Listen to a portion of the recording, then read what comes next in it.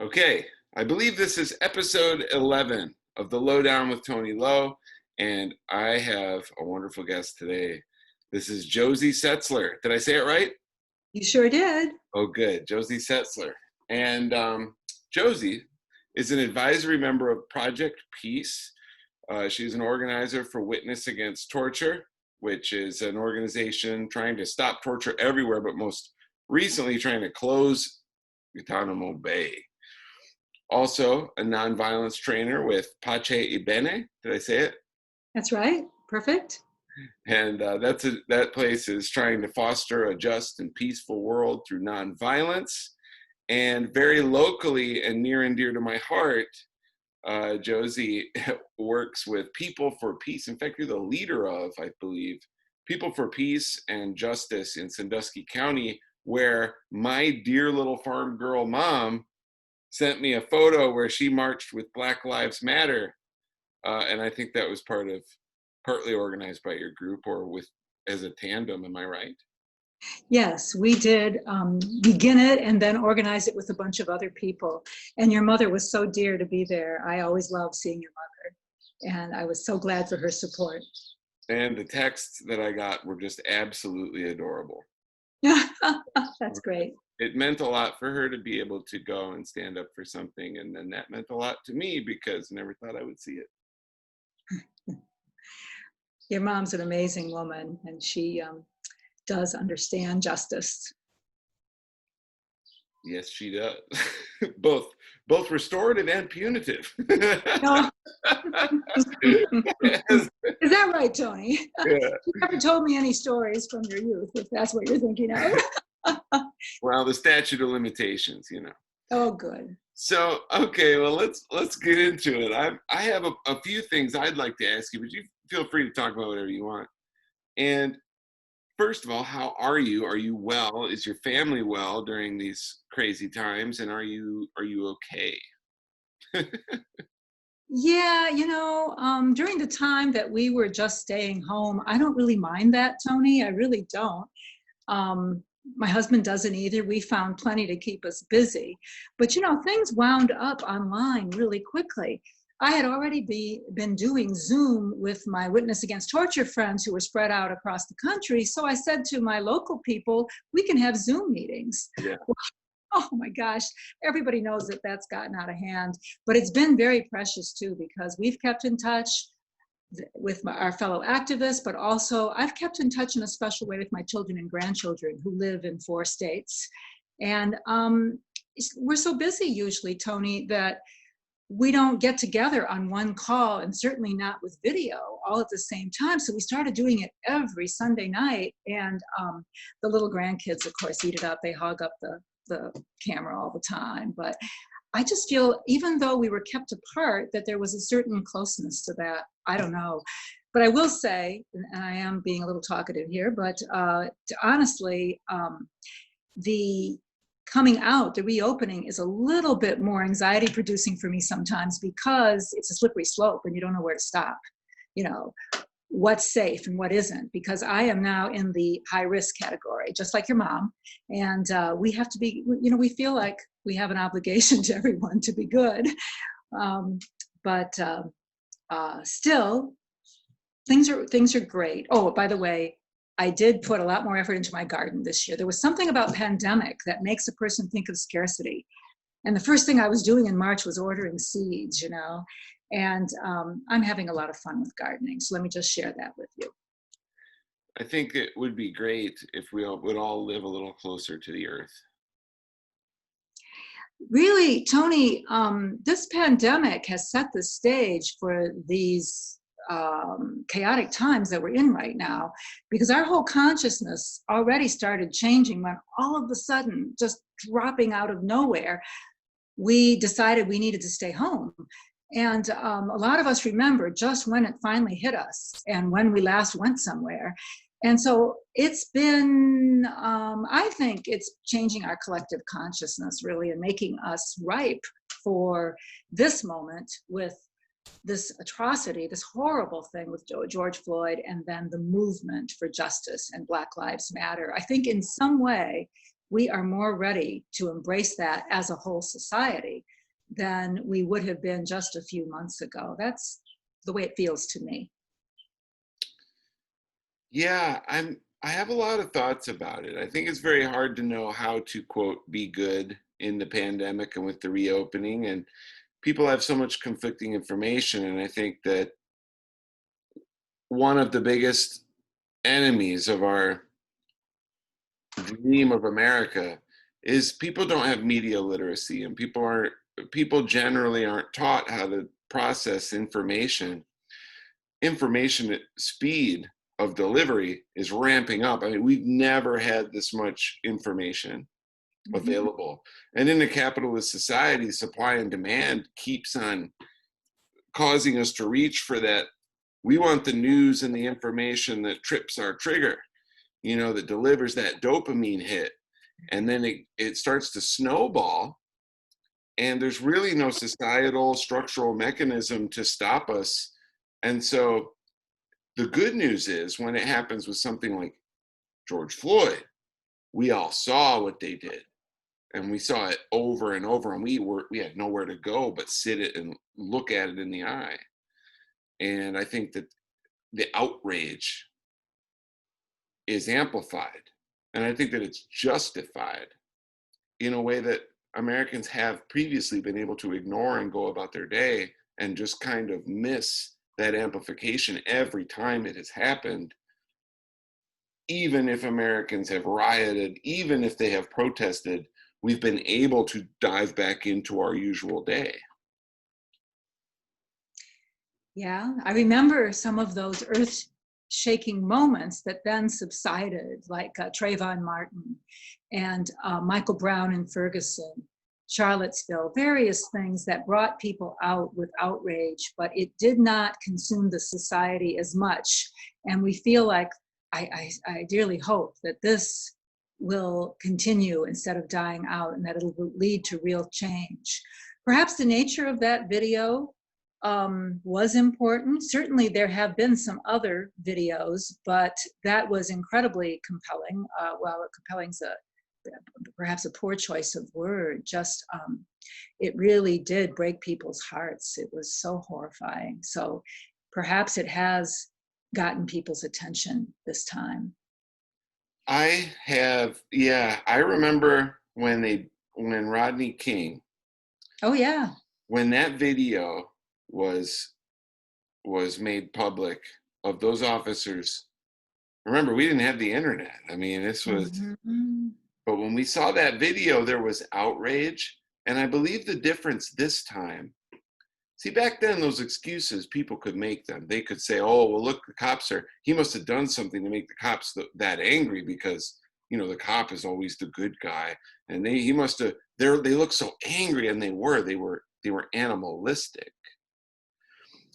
George Floyd, man, we saw what was obviously the casual murder of a human, and we looked his murderers in the face. They know they're being filmed, they don't care, and they casually are murdering a man.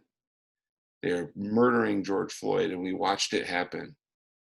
And I think that makes us far more outraged, because people can invent a story for Rodney King where we didn't see everything, and because it looks like, if you believe it's a crime, people are more apt to excuse a crime of passion. But these men, Americans don't know that when you build an enforcement system that targets Black people, it's not a matter of bad apples spoiling the rest in the barrel. It's the matter of a bad barrel. And we keep putting all the apples in the barrel and wondering why we get a whole bunch of rotten apples. Yeah, that realization is what is penetrating our society right now in a way that it didn't in the past. There are some police officers that are worse than others, but the barrel, as you describe it, may be the culture of the police force. So what caused those rookie policemen who probably were getting pretty nervous. What caused them to just listen and say they could not go against their the man on the neck, Chauvin? What caused them to feel that they could not oppose him?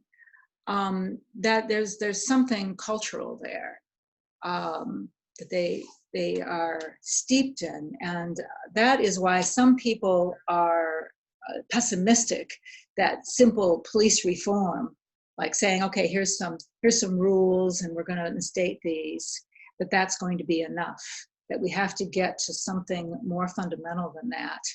And just listening to Democracy Now! Today with some excellent speakers about what does defund the police mean. That's a difficult phrase, I think, for a lot of people to hear right now, and they need to have it spelled out. But let's not just talk about funding right now, but in Minneapolis, they're actually talking about dismantling. Well, do they really mean let's just not have any kind of public safety force? No, they mean let's have public safety, but what do we mean by that? And what does that take? And redefining that. It could probably help to think that until recent years, I don't know when it changed, but on the streets of London, the bobbies, the policemen there, maybe had a billy club and nothing more, not a gun. We need perspective and on how much more prone to violence our police are or have become because of how they're outfitted. That's a huge problem. The other thing that I like to think about that helps me understand as a white person is, imagine that was a white man there in George Floyd's case. Imagine that it was my son instead of George Floyd. That's usually at that point, that's when I realize, whoa, that probably would not have happened. You know, that just seems unthinkable.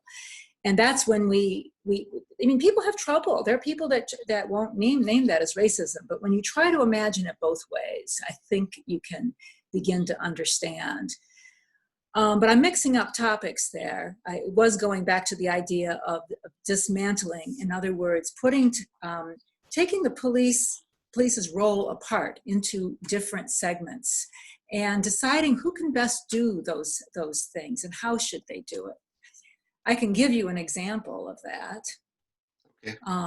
Okay, mental health.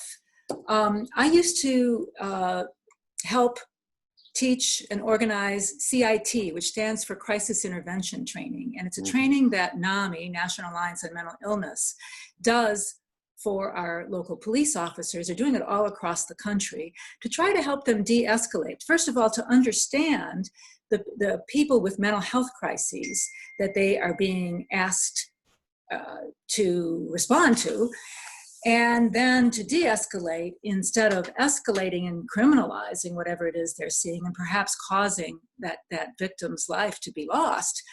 These are important things. Well, we have to ask ourselves, in many situations, should we be sending police with guns and handcuffs and things like that into these situations when a parent doesn't know what to do for their son or daughter at that moment? Are the police the answer? And if they break down the door and come storming in, with their SWAT vests on and their weapons drawn, what's going to happen next? These are very serious questions that we deal with in CIT training. But maybe so we try to retrain them. That's a reform. That's good, and it has brought some good results, but maybe what they're saying today is maybe you're calling the wrong people. Maybe that's not the role of the regular police force. And then that's dismantling, meaning giving that call to somebody else that specializes in that. The defund part comes in taking the funding, part of the funding away and funding this new entity. Who is going to answer those very heartbreaking mental health emergencies? And will we be able to pay and train the right people to do that? And will there be a place to bring those people, to bring them to wellness? Will there be treatment? when the community gets together and asks those questions right from the ground up, this is not just reforming the police by giving them new rules. This is reimagining their roles in our society. I gave mental illness and mental health just as an example because I'm familiar with it. We could talk about a lot of other examples. We could talk about how do we deal with homeless on the street? How do we deal with children in school that are acting out? What does it mean when you put handcuffs on a 5-year-old and lead them out of the school? You know, there's so many questions there. And so the defund means move funding, the dismantling means give it to somebody else. And we could be talking about that right now in our communities, and many communities are. I want to help you make your point. And I think there's a way that there's something about American culture, how we deal with a problem. When we identify something we see as a problem, I think it is our tendency collectively to oversimplify the problem, name it as the relevant, the evil, and then nuke it. And when we get into these issues that are culture war issues, this is quickly, the defund or dismantle the police is quickly sounding to people like, I'm for the police versus I'm for the protesters, which oversimplifies the entire conversation. And let me share something with you, because I have here in my phone, I've got these statistics down. If we were to talk about this, and I'm saying those of us who want real police reform, if we were to speak about this as a pro-police solution, we say the police are overworked. We're giving them jobs that don't belong in the purview of a police officer, jobs that require skills that are, in order to de-escalate, they have to do with mediation and communication, but the only thing we're giving them is a gun and a bulletproof vest, and we're sending them into danger. Now, that funding that's training them with a lot of times Israeli military tactics, Absolutely. it is not functional to solve the problems that we're asking them to go. It should be like my parent, if you live somewhere like my parents, it's hard to understand because the police, they know him by name. He lives in their community. He does protect and serve them. That's not, if you live where I lived in Oakland and Richmond, California, the police are outsiders coming in with a number in mind of how many people they need to lock up, or that's a little harsh. They have a goal because they assume there's a lot of crime. And that means that the citizens are suspected criminals all the time.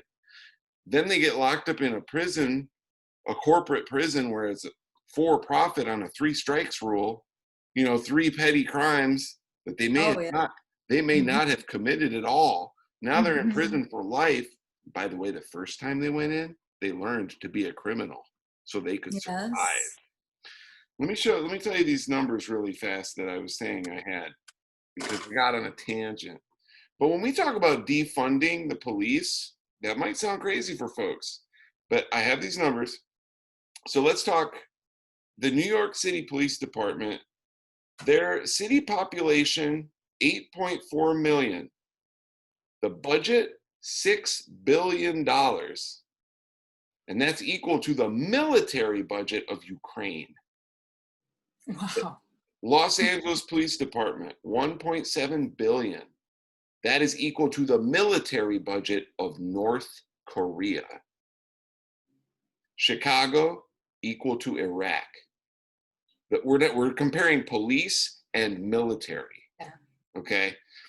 Houston, same military as Uganda. And Philadelphia has the same budget as the military of Venezuela. So we're saying if we stop spending money on military training and equipment for police officers, we could maybe funnel that money into actual social services that could make the community safer, take the burden off of those officers. Maybe they could even live in a safe community themselves and be the police officer of their own community, walk a beat like the old days, and they're not out there, just to, I mean, the way it feels to people in those hard communities is like they're being hunted. Mm-hmm. And I want to say that again. I'm not saying they're hunting Black people. I'm not saying they're hunting brown people. I'm not saying that. What I'm saying is systematically, this creates a feeling in a neighborhood like citizens are being hunted. Because they know how vulnerable they are. Do you know, even in our own community, there have been Black people who have called the police because something was happening in front of their house or in their driveway. They end up sometimes themselves getting dragged into jail somehow. How does this happen? They it might take a couple of weeks. They end up losing their job, whatever, but that would not have happened to me if I had made that call. There's something strange happening there. Your point about police, they're not enjoying some of the roles that they have to take, most likely. It's hard. Many years ago, I heard Sister Helen Prejean, who is somebody who works against the death penalty, but she gave a podcast in which she talked about how people in the military or in the police often go in with the idea of service, and that we should remember that. Not to excuse what they do, but to, in some way or another, appreciate the predicament that we actually put them in. Our society, this is true of the military, it's true of our police, we're putting them into a predicament in which, or a dilemma in which they do things they didn't actually grow up to do, they didn't actually intend to do. You could think of those rookie officers. They were wrong. They saw that they should have known that man, George Floyd, was going to die. But that would be true of many a soldier as well, who did not speak up against the person who was next in command above them. And we put them in those situations. And so we, as parents and siblings and friends, should be examining out of love, really, why are we doing that to them? And how can we create a different society that will be better for them as well? That kind of talk comes out of my history of nonviolence training, where you try to be nonviolent by at least trying to get to the best in the person that you're talking to, and really listen to them. I thought you were hinting at that quite a bit, that we do have to understand that this is hard for them and we need to change it for everybody involved.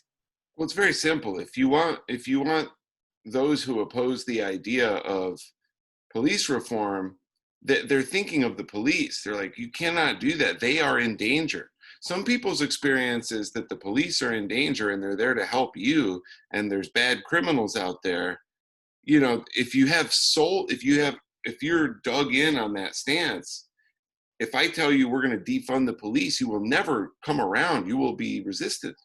But if I tell you we are going to redo the system so that the police don't have to be in danger either, we're going to get them the skills they need to do their job safely.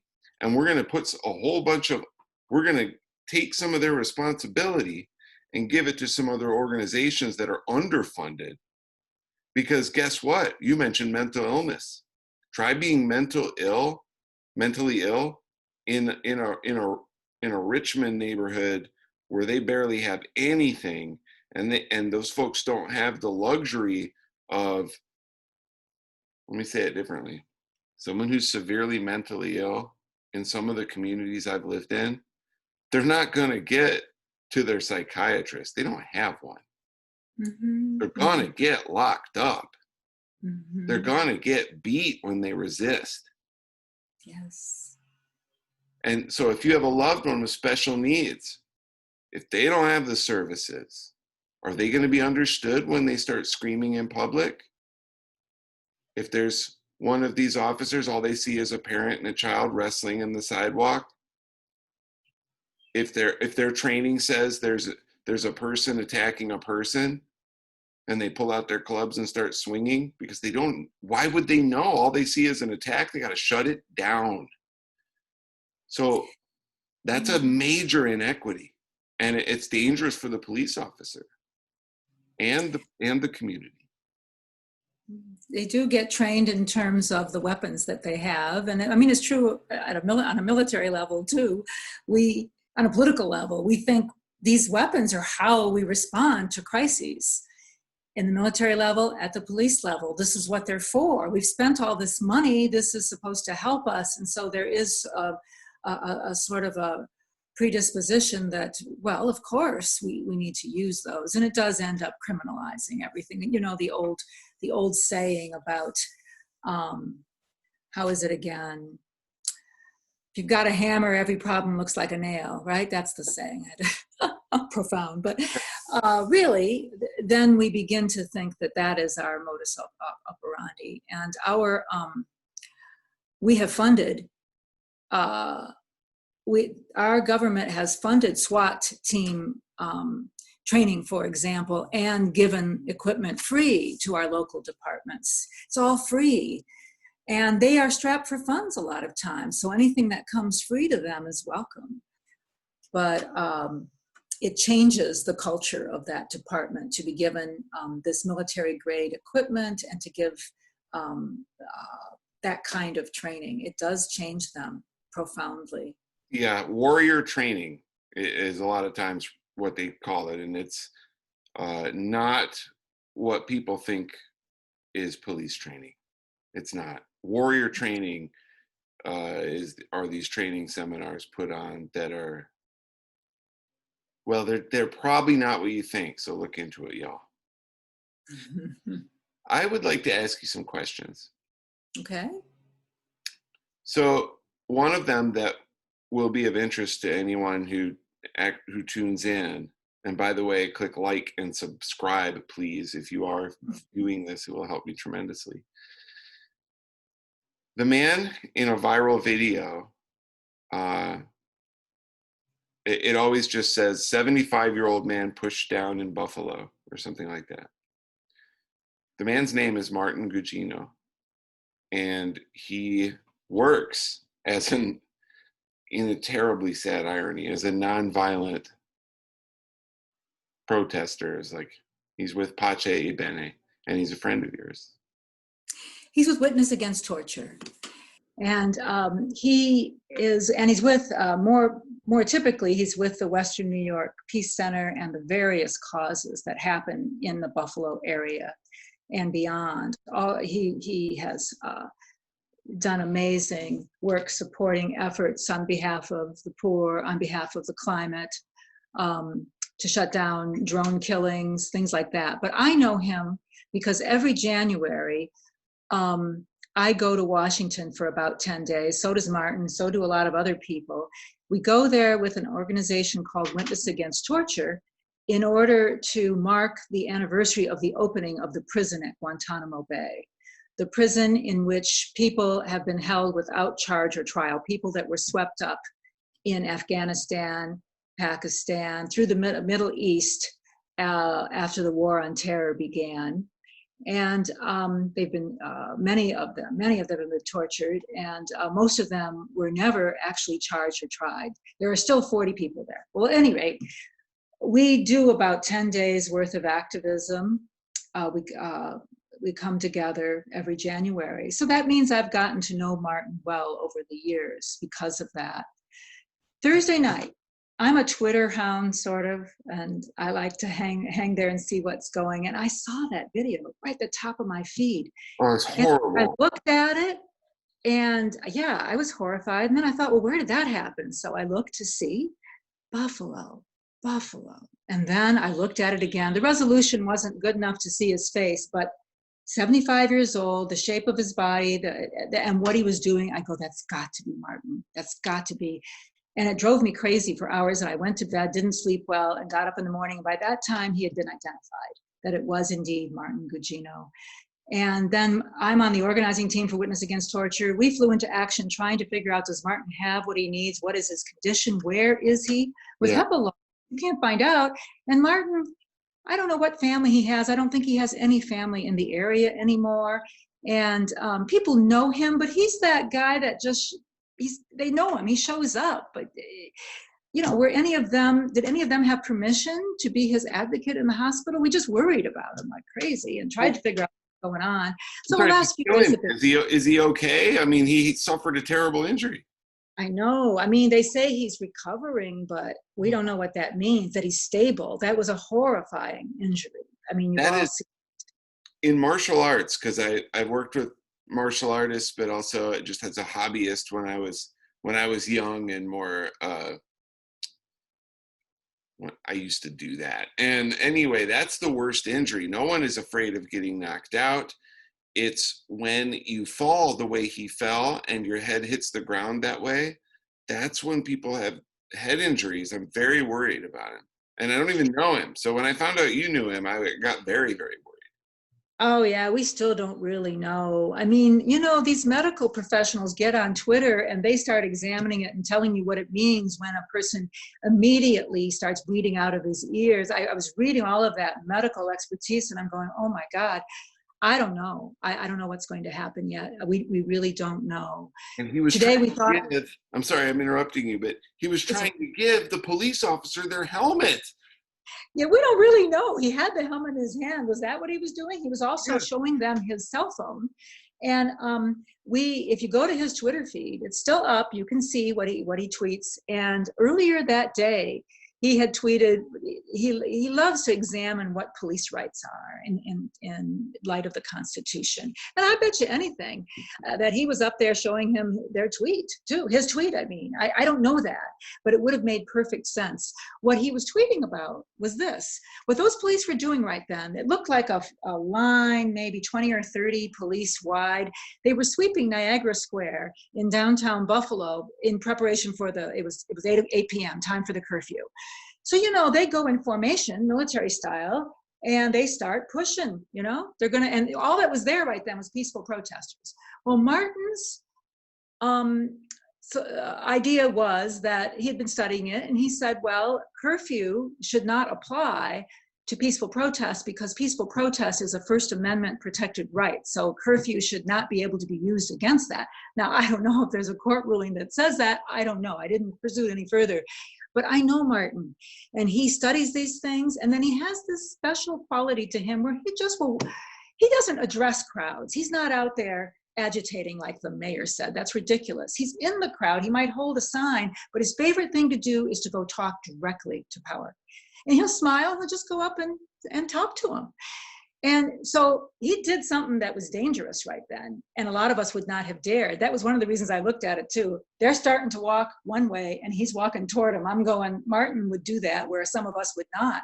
But totally peacefully, he was trying to tell them, you know, I think he was trying to tell them, you don't have a right to do this. He may have also been saying, here's your helmet, which would be a nice little nonviolence tactic.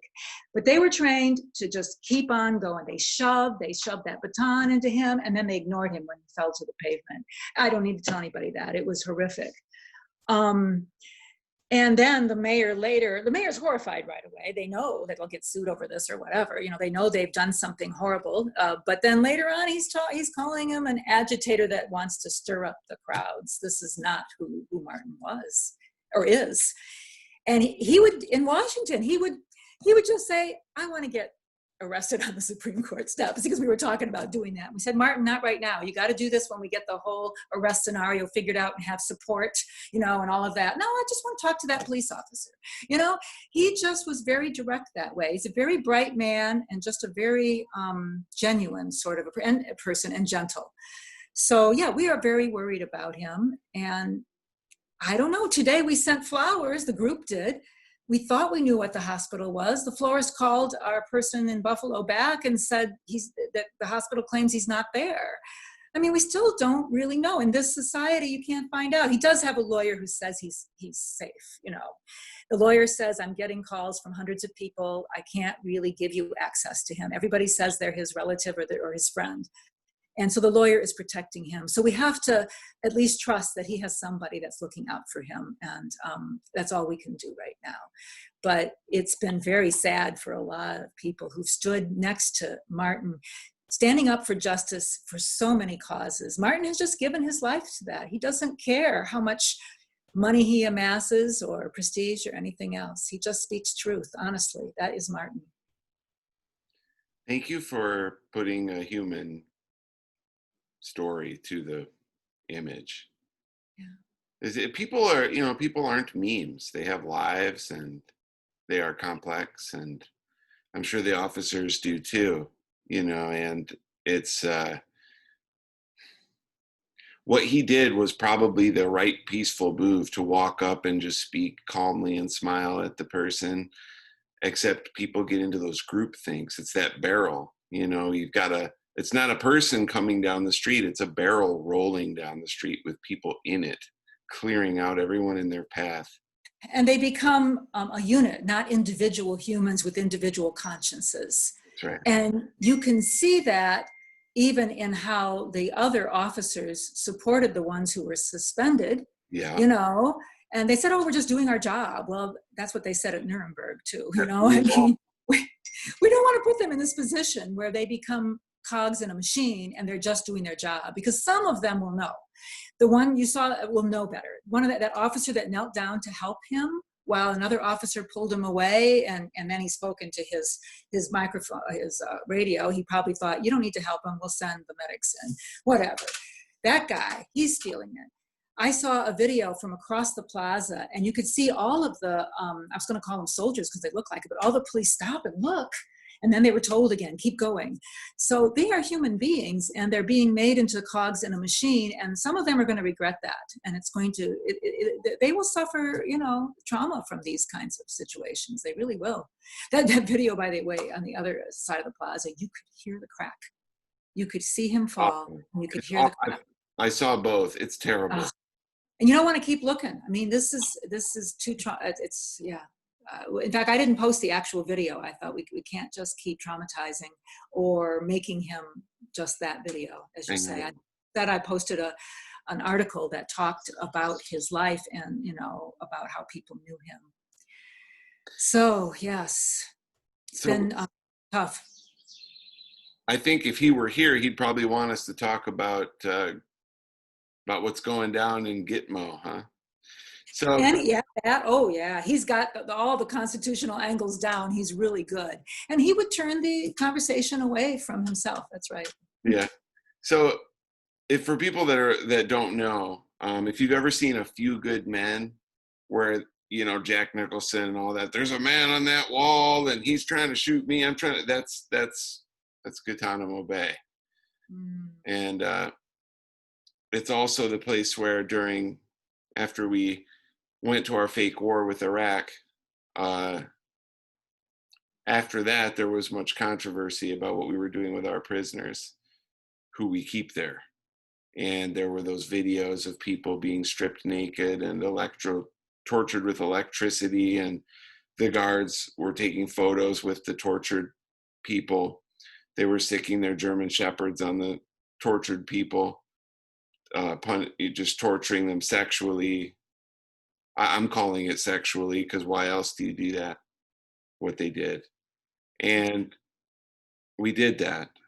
And there are many, many war criminals who are complicit, who have not been tried, not been held accountable for these atrocities.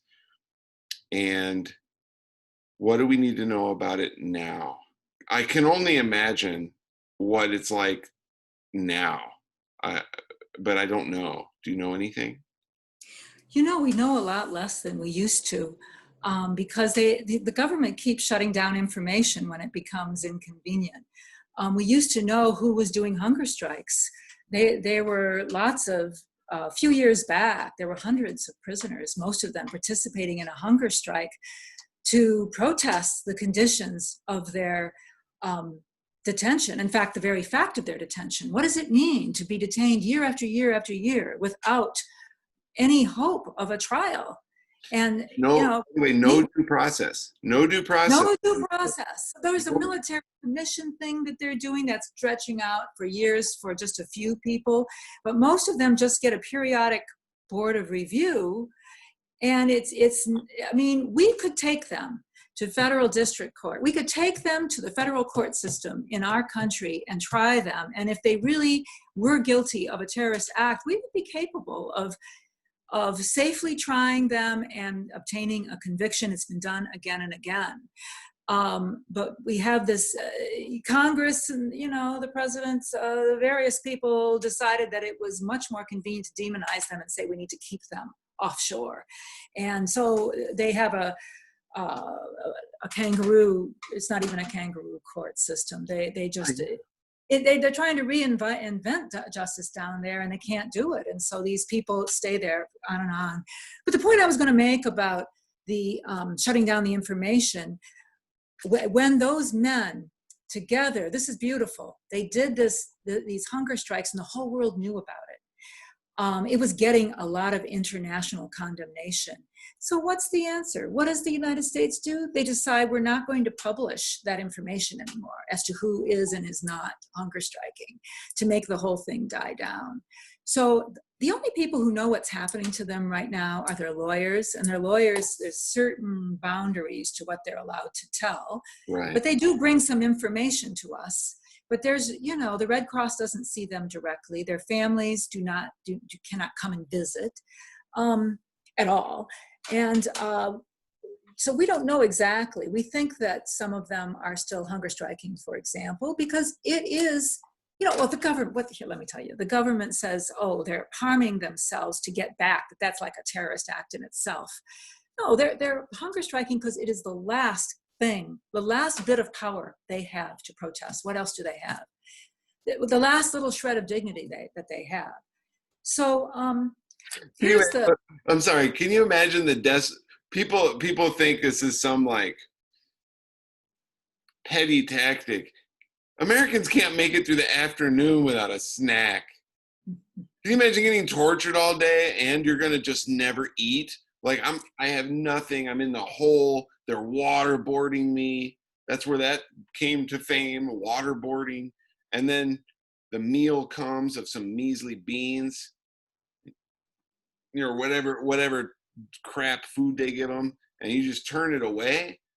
Then guess what happens next, Tony? And we call this torture. The World Health Organization calls it torture, and the World Medical Association. They force feed them, and that is a very painful process because they don't want to let them die. Not that they really want to die, but they would be willing. I mean, people have hunger struck right unto death. It's been known to happen as part of a protest, but they don't want them to die. So they keep them alive with force feeding. They strap them down each day, strap them down and put these tubes down their nose to put the Ensure or whatever it is into their system. It's extremely painful. Where what they really want, of course, is to be listened to. The response to the hunger strike ought to be to examine the conditions of their detention, but that's not what's happening. So right now, even if they are not being tortured with waterboarding right now, I don't know that anyone is alleging that. We do believe that it is torture to be held all these years with no charge or trial, not to know ever if you will ever go home again. There are people who are charged and tried and given, they're convicted, they're given a sentence, and then they know each day that they are ticking off the days and the years and they'll get out someday, right? That may not be a good thing, but it's something. They understand the system. In this case, they don't know that. We think that the only way out for the 40 men that are left out of the almost 800 that were first there will be in a coffin. That's what we believe.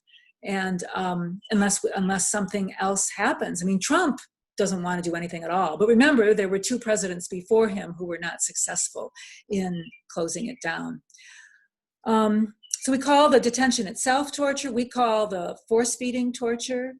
They get thrown into solitary confinement, and whether it's there or in this country, we believe that solitary confinement is torture. There's a lot of suffering that happens down there right now. And again, without a promise of justice. And if we want to be the land of justice that we think that we are failing miserably. miserably down in Guantanamo, and the world knows it. The world sees it. Well, if you're extremely wealthy, you have all kinds of you get socialism from the government, man. They're throwing money up that ladder all day, every day. Why don't we call that socialism, Tony? What's this problem? We get it. Socialism for the rich. Oh, dear. Yeah, we got a pandemic. Everybody's out of work. Here's trillions of dollars to like 6 corporations. Everybody else, good luck. Hope it trickles down. Yeah. Yeah, that always happens. So the rich ones get their lawyers too, right? And they don't have to go to prison for anything. No one has been held accountable for torture except for those poor miserable people in Abu Ghraib who actually did the torture there, not their superiors, not the people that set them up to do that. No one. It's amazing. Yeah. They haven't even been charged. They don't even have to hire a lawyer, do they? They haven't even been charged. Yeah. Thank you for saying Abu Ghraib, because I don't want to give people the idea that the Abu Ghraib was at Gitmo, but it's like the same practice. People who did things in Abu Ghraib had already been doing that kind of interrogation, that kind of torture in Gitmo. Gitmo got them primed. They learned those techniques and brought them to Abu Ghraib. Amazing, isn't it? I know, but I want to be factual. The things I was talking about before happened at Abu Ghraib. Oh yeah, that's right. When you were talking, yeah. Yeah. But like waterboarding, and we don't know what all. I mean, well, actually, there is the Senate Intelligence Report that tells us what CIA did for torture. There were things done in black sites, in Gitmo, in Abu Ghraib, a lot of different places. And you learn it in one place and you use it somewhere else. So if you see a clue as to what's happening in Abu Ghraib, realize that those same people had perfected these techniques in some other place. And one of those places was Guantanamo. We know that. Okay. And people still support it, by the way, Tony, but you can move on to the next topic. There's people in this country who get it, who still support it. So I would love it if people could research and look at the difference between punitive and restorative justice, and also think about what it means that everyone deserves human rights, and think about what it means what does it really mean to take a life? When do we really think it's okay to take a life? And, many of the arguments that are for abolishing, illegalizing all abortion across the board, it's amazing that there's an overlap with approval for killing grown people. In other words, there's a lot of folks who, if you can get your mind to where it's never okay for someone to die, then it's never okay for someone to die. Like, we have to, all of us individually, kind of search our souls and look into what are we really saying in terms of what we create in the world. When is a human life of value? And what determined that for us? Why do we look at that person that way versus someone we know? What makes their life valuable? And I'm not attempting to suggest someone's opinion to them, but I do think that it's extremely valuable for every person to examine for themselves. What does it mean to punish? What happens when people are punished? And what happens when people are killed? And who deserves to live? Some of those decisions, I'm not going to make them for people. We've got a lot of questions to ask ourselves. I mean, why do the families and children of Yemen not deserve to live? Why do we participate with our ammunition, our weapons that we provide, the guidance that we provide to the airplanes, all the assistance we give to the Saudis to kill those people? Why do we feel so comfortable about that? Why do we support Israelis as they shoot unarmed protesters in Gaza Why? What's going on there? And in some way, when we demonize people that in some way seem different from us, it could be the color of their skin, certainly in the Middle East, could be their religion, could be some perceived threat. But why do their individual lives not matter to us? Yeah, of course, my fundamental cause as an activist is to oppose war and the wages of war, which torture and Guantanamo qualify as the terrible things that war does, not only to the victims, which is the worst, but also to ourselves, to our own souls, as these atrocities, as we become complicit in them, and as we bring some of them home. Tony, you mentioned that our police may get training from Israeli Defense Forces. We learn from what they're doing over there and we bring it back home. And in some way, we as citizens learn to tolerate that if our leaders make us feel afraid enough of those people who are different from us. So it's a problem over in the Middle East. It's a problem here on our streets. And we need to do a lot of self-examination about that. I talk about that a lot. We say we have a drug problem we don't want, but we perpetuate a drug war to our southern border because we look at whatever happens down there as the RB Dragons. Who cares? Let's just arm the cartels and fuel the fire down there. We will, not do anything to regulate drugs. We'll just say, no, they're bad, illegal. And we keep these wars going. We have armed cartels down there, and it's not a conspiracy theory. That's just stuff that's out there. Then when they run across the border, it's very interesting the language we use. A lot of folks are coming because they're trying to protect their family. There is a very corrupt police system in Mexico. If you don't have pay for the police, you might not be protected from that drug dealer who is maybe harming you and your family. So people will flee across the border, and think about the terminology we use. We call them illegals, illegal immigrants. Aliens, right? Yeah. And when else do we use that language? Like if you run a red light, like say you were being chased by someone, you're being chased by a drug dealer and you run a red light, are you now an illegal American? No, you're an American citizen who broke a law under a certain set of conditions. What if they're Mexican citizens in the United States seeking asylum from a dangerous situation? Or what if they're Mexican citizens who broke a law because they were desperate and impoverished?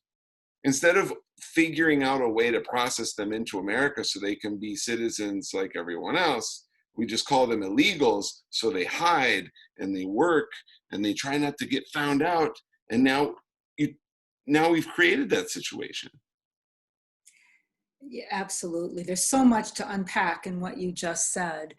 Let's think back to who you already said it. Who's creating the incredible violence and instability and poverty that they are experiencing in their own countries? We have overthrown stable governments. We have intervened. We did that in Honduras, for example, in 2008. That was Noriega, or no? That's farther back. That's way farther. But and so yes, there was a lot going back down too. But really, toward the end of the Obama administration, we were fiddling around. Well, that's a mild word to use, but we were intervening. Really, masterminding coups. I mean, the instability that we foster there for our own ends up producing blowback, basically. The refugees that we create with our policies produce are at our border. Then we want to turn them away, as you say, or we should examine, what do we call these people? What do we call the people that are seeking asylum at our borders? And you've said that well. And then if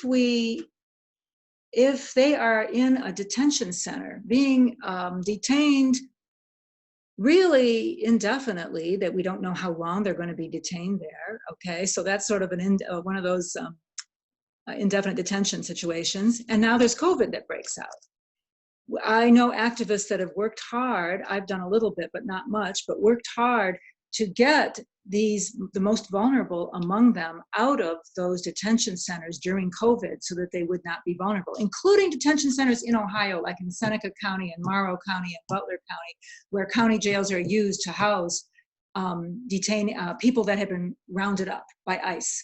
Okay, a lot of people are thinking, they think of them as prisoners, as convicts, because they're in a prison. You're a bad person because you're in a prison setting. Right. But people who have come across the border without documents are guilty of a civil offense. It is not a criminal offense. That's right. So we need to learn that. You're going to think about it. It's a little bit like you ran a red light. I mean, yeah, it's in the civil code. You have not done something criminal, and yet you are not allowed free. You might die because they won't let you out of that detention center. So remember, first of all, we need to learn why are they in there? And why are we treating them like criminals? There's just so much that we need to re-educate ourselves about, really. That's right. So I know that you are there without your AC, and I don't want to keep you too long, but I wanted to ask you something just kind of open ended. If there's folks that are maybe even inspired by you because you do so many good things with so many good organizations, including locally, which is more and more important, that people get more engaged in local issues and local life. I mean, whether that's shopping local businesses or knowing your local governmental agencies and services and candidates, what would you say to someone who wants to, hey, I just want to do something. I want to do something in my community. Things are crazy out there. How does someone get started in that work or knowing things? Wow, there's a lot of different ways. This year, people could get involved politically. They could get involved in voter registration drives. They could get involved with candidates that they support. Of course, first of all, they need to learn about the candidates and we're in a time when people are not joiners very much, and we need to find other people. You need to do this work in community. That would be a basic principle I'd like to advocate for here. Find others like yourself. See if there is some sort of community that you can join. People that are in our group, People for Peace and Justice Sandusky County, that formed at the height of the Iraq War as a response, were grateful to find each other. They thought nobody looked at War and Peace the way they did. They thought, it's Sandusky County, nobody thinks like I do. And they found out, no, there's people around that agree with me and we can work together. That's one example. Another way that people have worked together in the past has been through unions, and those are not as strong as they used to be. And you may not work for a unionized shop, and you won't be able to do that. Another way is through political parties, and they have more trouble finding people to work with them. There's a lot of different ways. Right now, I would say voter registration, and I would say joining the Black Lives Matter movement, which is happening in every town around. When we organized in Fremont, our group put the word out, expecting we do these protests vigils every week, and we thought, when we put out a theme and put out the word more widely, we'll get 30 people, maybe 50. Well, people picked up on it right away, and I could tell there was this amazing energy. And we had more than 500. We might have had, there were people there who thought there were 1,000. We had no way of counting them. We just couldn't believe. Well, band together, be alert to these things. Join in, and if the organization isn't there for you to join in with, then you're going to have to create it by meeting with other people. I think that's what's hard in COVID, by the way. Good thing we've got Zoom, but it is hard to get people together in one space. But working alone is hard, folks, and finding other people to work with, being in community, is really important. So that's what I would advise people. Look around and see what matches your passions and your skills. And skills you didn't even know you had, by the way. Lots of people don't realize what they're capable of. until they have the support of other people to help them. That's very good. That's a very good point. I think you follow your heart, and then you kind of learn your mind. You Oh, know. there's so much to learn. Don't think that anybody was just hatched into a great activist or speaker or whatever. You know, they just sort of follow their passion. That's right. That's what we need to do for sure. Yeah. By the way, you know, they were having Black Lives Matter rallies in small towns around here too. Your listeners might not know about those small towns, but they are rural towns like Upper Sandusky and Cary. They were Tiffin and Sandusky, all kinds of towns around here. There's a town of, I think 3,000 near here called Gibsonburg, where there was a young woman chalking Black Lives Matter on the downtown streets. This just happened this past week. Realize that there's lots of people around you that you can join with. And this is a very important year to do that. It's fantastic. Yeah, it is an exciting time, really. Is there anything else that you would want folks to know, you know, about either any initiatives that you are behind or pushing, or anything you would like to say to anyone who tuned in? Seems like we covered a lot of it. I know that was really great, because we both have the same way of, you know, just kind of jumping into a topic. I guess you tolerated it well enough, Tony. Good luck with your work with this podcast. This is marvelous, or whatever you call it. I am getting more and more interested in hearing what individuals like you put together when you do these interviews. This is exciting. It's better than watching MSNBC. That's the other thing I'll tell you.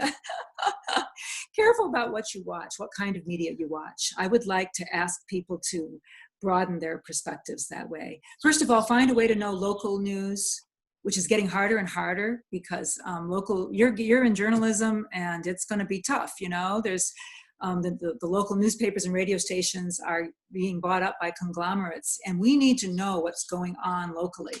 But also in terms of the larger picture, the state and national and world, we are becoming polarized because we have our little bubbles of information.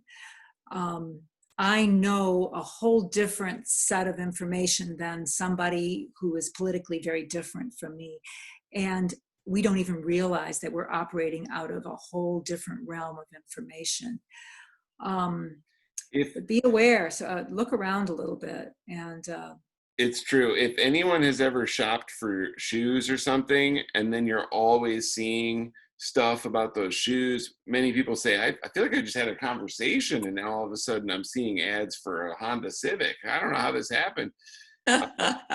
And just remember, folks, the same tracking and the same mechanisms by which they're masterfully pitching you products, they're pitching you your opinion.